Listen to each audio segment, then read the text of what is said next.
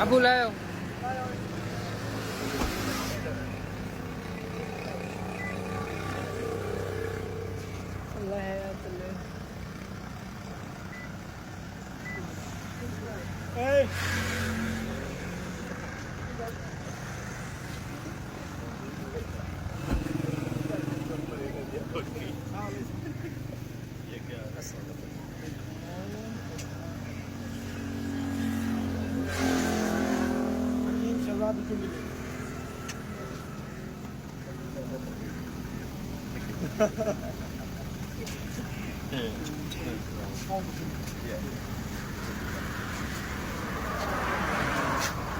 اے جی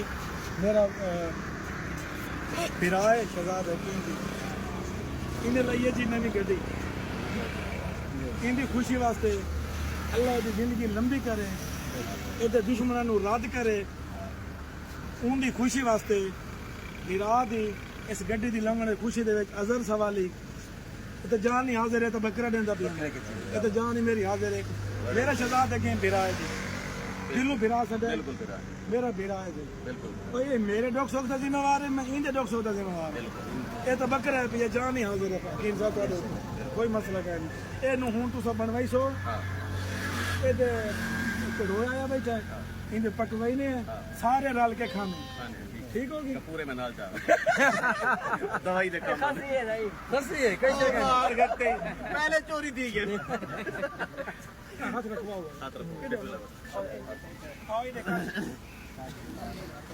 تھوڑی video call چڑھی پئی ہو میں ہر ٹک ٹاک دے اوتے بھی کھا نہیں نو کرو تو بھاوے مو ایڈے کار ذرا ویڈیو بن تو بے تو بڑا ہو تو ٹینشن نہ لے